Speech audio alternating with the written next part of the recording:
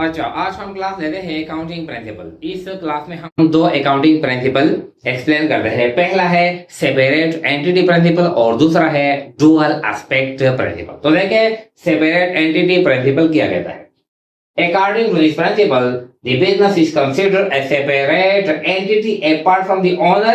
Transactions related with business are recorded in books of accounts only. The owner personal property and personal transaction will not be mixed with the business transaction. ये कहता है कि इस principal के मुताबिक जो business है वो सेपरेट एंटिटी रखता है, वो अलहदा यानी वो जुदागाना खासियत रखता है।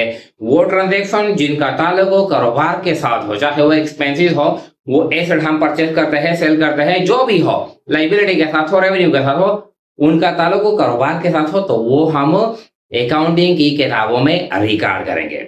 पर्सनल यानी transaction related with owner personal property and personal transaction will not be mixed with the business transaction.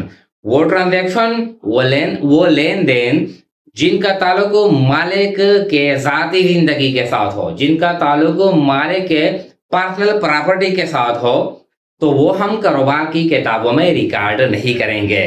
मिसाल के तौर पर मालिक अपने घर के लिए कोई चीज परचेस करता है, फैमिली के लिए कोई चीज परचेस करता है, मालिक की अपनी पर्सनल गाड़ी है, उन पे वो अखराजात करता है, या मालिक घर के लिए कोई गाड़ी परचेस करता है, घर के की जो गाड़ी है वो सेल करता है, मालिक की जो जमीनें है वो सेल करता है, मालिक अपने यानी फैमिली के लिए जमीनें परचेस करता है, घर बनाता है, तो ये जो ट्रांजैक्शन है इनका ताल्लुक कारोबार के साथ नहीं है। तो इस प्रिंसिपल के मुताबिक कहता है कि जो मालिक के जो पर्सनल जो डीलिंग है, जो ट्रांजैक्शन है, जो प्रॉपर्टी है, वो हम कारोबार के साथ मिक्स नहीं करेंगे, कारोबार की किताबों में हम वो रिकॉर्ड नहीं करेंगे, बल्कि वो ट्रांजैक्शन वो इवेंट रिकॉर्ड करेंगे जिनका ताल्लुक कारोबार के साथ हो, चाहे वो एक्सपेंसेस हो, वो लाइबिलिटी हो, वो रेवेन्यू हो, वो एसेट्स के साथ रिलेटेड हो, वगैरह वगैरह, तो वो हम कारोबार की किताबों में रिकॉर्ड करेंगे। अच्छा देखें,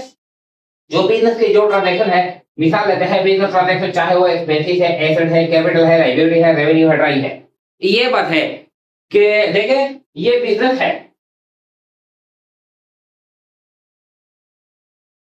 ये बिजनेस है और ये ओनर है, ये दोनों अलग है, ये अलग है, ये अलग है।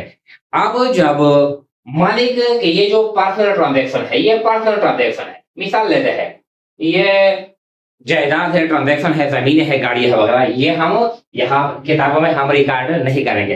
अच्छा, मालिक कारोबार के साथ जो डीलिंग करता है, कारोबार में जो चीज लाता है, मिसाल लेते हैं मालिक कारोबार में कोई है गाड़ी है, वो कारोबार में लाया, पर्सनल प्रॉपर्टी है, मालिक ने कारोबार में गाड़ी लाई, तो ये जो गाड़ी है ये कहाँ पे आ गया, ये बिजनेस में आ गया, तो यहाँ पे हम इसकी रिकॉर्ड करेंगे।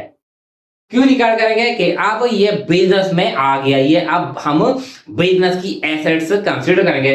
एक साइड से ऑन यानी एसेट आ गया, दूसरी साइड से यानी मालिक की जो कैपिटल है, जो हिस्सा है, इस पे इंक्रीज आ गया। तो मालिक बिजनेस में जो चीज लाता है वो तो हम रिकॉर्ड करते हैं, क्योंकि वो किताब बिजनेस की किताबों में आ गई, वो चीज कारोबार में आ गई। लेकिन जो पर्सनल जो ट्रांजेक्शन है, घर के लिए वो सामान परचेस करते हैं, जमीन परचेस करते हैं फैमिली के, वो हम रिकॉर्ड नहीं करेंगे। अच्छा, एक है कारोबार से कोई चीज ले जाता है, मालिक कारोबार से कोई चीज ले जाता है घर, अब ये क्या है, ये बिजनेस ट्रांजेक्शन है, तो ये ड्राइंग है, ये क्या है, ये ड्राइंग है, तो ये भी हम रिकॉर्ड करेंगे, क्योंकि बिजनेस की जो रिसोर्सेज है वो काम हो गए, तो ये हम रिकॉर्ड करेंगे यानी कारोबार की किताबों में। इसका ताल्लुक यानी पर्सनल प्रॉपर्टी के साथ नहीं है। मालिक जो चीज कारोबार में लाता है वो भी हम रिकॉर्ड करते हैं, जो बिजनेस से घर ले जाता है वो भी रिकॉर्ड करेंगे किताबों में, अकाउंट की किताबों में।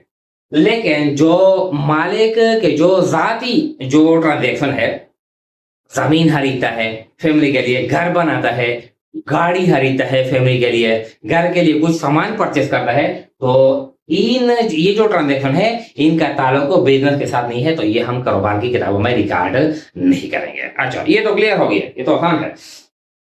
दूसरा है डुअल एस्पेक्ट प्रिंसिपल। ये कहता है, डुअल कहता है दो को, According to this principle, every transaction has at least two aspects, debit and credit. ये कहता है कि इस प्रिंसिपल के मुताबिक हर ट्रांजैक्शन के कम से कम दो एस्पेक्ट होते हैं, दो इफेक्ट होते हैं, दो पहलू होते हैं, एक डेबिट होता है और एक क्रेडिट होता है। कम से कम, इसका मतलब ये नहीं किया बिल्कुल लाजमी दो होंगे, कम से कम एक डेबिट होगा एक क्रेडिट होगा, इससे ज्यादा भी हो सकते हैं लेकिन कम से कम एक डेबिट होगा एक क्रेडिट होगा। या every debit has its corresponding credit, her debit का यानी मुताले का क्रेडिट यानी होता है, इसका ये मतलब है। तो इस ये जो डबल एंट्री सिस्टम है ये इसके लिए क्या है, ये फाउंडेशन है डुअल एस्पेक्ट प्रिंसिपल। यानी जो हम ट्रांजैक्शन करते हैं हर ट्रांजैक्शन के एटलीस्ट दो एस्पेक्ट होंगे, दो इफेक्ट होंगे, एक डेबिट होगा और एक क्रेडिट होगा डबल एंट्री सिस्टम में। तो इसका ये मतलब है, ऐसा हम नहीं कर सकते कि हम सिर्फ डेबिट रिकॉर्ड करते हैं क्रेडिट जोड़ते हैं, क्रेडिट रिकॉर्ड करते हैं डेबिट जोड़ते हैं, तो ये क्या है, ये गलत है। या for receiving some benefit something is given, ये कहता है कि डुअल एस्पेक्ट हम यानी दो एस्पेक्ट होंगे, जब हम कोई बेनिफिट वसूल करेंगे समथिंग इज गिवन तो कोई चीज हम देंगे, यानी to achieve some benefit we will give something in return, यानी हम फिर कोई चीज देंगे, जब हम बेनिफिट वसूल करते हैं हम कोई चीज भी देंगे, इसका ये मतलब भी है। अच्छा, ये हम प्रूव करेंगे बेनिफिट जो इक्वेशन है, यानी जो बेनिफिट इक्वेशन है ये इसकी बुनियाद पे बना गया है। एसेट बराबर है कैपिटल प्लस लाइबिलिटी, यानी asset is equal to capital plus liability. अच्छा, अब हम मिसाल लेते हैं कि परचेज मशीन ऑन कैश, ये मिसाल लेते हैं एक ट्रांजैक्शन है, हमने मशीन कैश पे परचेज कर लिया, तो क्या कहता है मशीन डेबिट और cash credit, machine debit cash credit, एक ट्रांजैक्शन के एटलीस्ट दो एस्पेक्ट यानी होने चाहिए। पेड रेंट, हमने रेंट अदा कर ली, तो हमारे पास दो अकाउंट आ गए, रेंट एक्सपेंस और कैश, रेंट एक्सपेंस डेबिट और कैश क्रेडिट। तो डुअल एस्पेक्ट का क्या मतलब है, जो बिजनेस ट्रांजैक्शन होते हैं हर ट्रांजैक्शन के एटलीस्ट दो एस्पेक्ट होंगे, एक डेबिट होगा और एक क्रेडिट होगा, तो इसको कहते हैं डुअल एस्पेक्ट। Thank you.